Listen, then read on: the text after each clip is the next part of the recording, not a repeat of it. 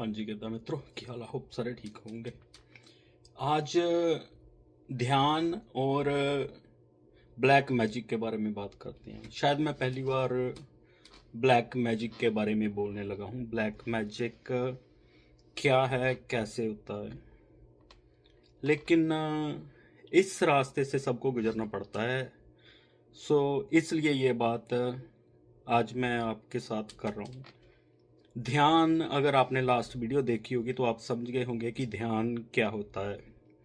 जब आप बैठते हैं मेडिटेशन में और आप खुद को सफ़र करवाना शुरू करते हैं परमात्मा की ओर, आपको मौका मिलता है और आप एक एक चीज़ ऑब्ज़र्व करते हैं, वो ध्यान होता है।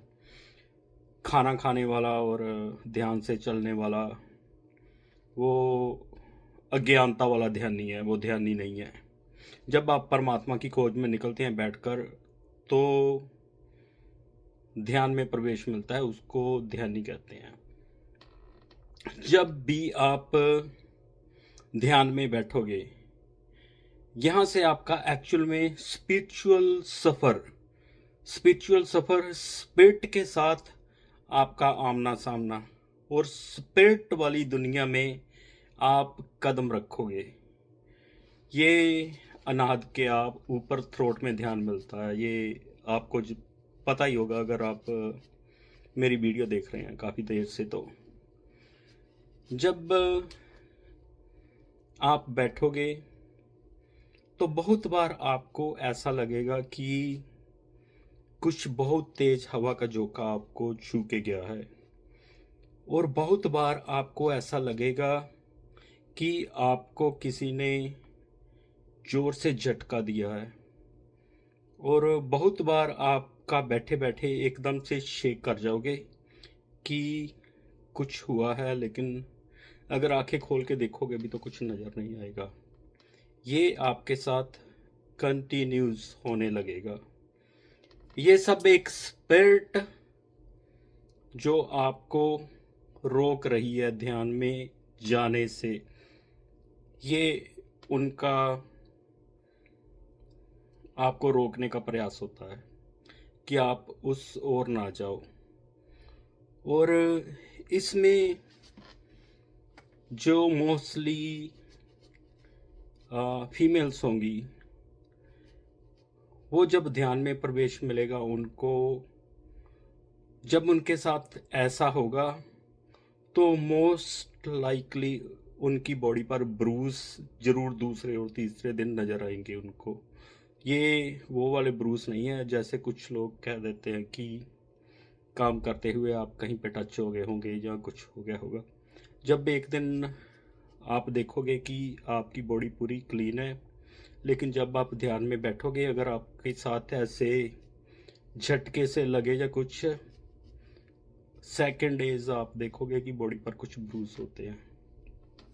ये कुछ इस तरह से है कि आपको किसी ने हार्म करने की ट्राई की है, रोकने की है, लेकिन आप अगर परमात्मा की ओर जा रहे हैं तो वो आपके पास एक इसको क्लीन करने का प्रोसेस है।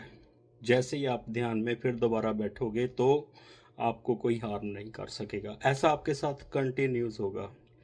ये आपका और स्पिरिट का आमना सामना होता है। यहाँ से आप स्पिरिट वर्ल्ड को जानने लग जाते हैं। और ब्लैक मैजिक, जो तांत्रिक होते हैं या कहीं पर पहुँचे होते हैं, जो ये ध्यान तक पहुँच जाते हैं और इस तरह स्पिरिट से आमना सामना करते हैं, तो कुछ लोग परमात्मा का रास्ता छोड़कर ब्लैक मैजिक की तरफ चले जाते हैं यहीं से, और स्पिरिट से बातें भी होने लगती है, आपके कान में फुसफुसाया जाता है और कुछ ना कुछ कहा जाता है। धीरे धीरे आपकी प्रैक्टिस हो जाती है और आप उनसे कन्वर्सेशन करनी शुरू कर देते हैं। तो कुछ तांत्रिक, लेकिन यहाँ पर जो स्पिरिट होंगी वो नॉर्मल स्पिरिट्स नहीं होंगी, क्योंकि आपकी अवस्था भी एक थोड़ी ऊंची हो गई है, और यहाँ पर जो भी स्पिरिट आपको टच करने की ट्राई करेगी, हार्म करने की ट्राई करेगी, वो भी थोड़ी सी ज़्यादा एनर्जेटिक होगी। नॉर्मल स्पिरिट आपको हार्म नहीं कर सकती है। यहाँ पर जो भी रास्ता रोकने का ट्राई करेगा वो स्पिरिट भी पावरफुल होगी थोड़ी सी, लेकिन आप परमात्मा की तरफ जा रहे हैं तो आपको कोई रोक नहीं सकता है। और यहीं से जो ब्लैक मैजिक की तरफ कन्वर्ट हो जाते हैं, यहीं से उनका रास्ता एक डिफरेंट वेज में शुरू हो जाता है। वो परमात्मा का रास्ता छोड़कर एक स्पिरिट वर्ल्ड में चले जाते हैं, ब्लैक मैजिक की तरफ। दो तरह से ब्लैक मैजिक में कदम रखते हैं। एक होता है जो ध्यान तक नहीं पहुंचे हैं, वो कुछ जादू टूने या थोड़े से किसी का कुछ कर लिया, और वास्तु वाले ये लोअर लेवल के हैं सभी, जो ध्यान तक नहीं पहुंचे हैं, जो लोअर स्पिरिट है उनमें कर रहे हैं। जैसे किसी को किसी स्पिरिट को बस कर लिया, किसी स्पिरिट का कुछ कर लिया, सो ऐसा कुछ उनमें होता है।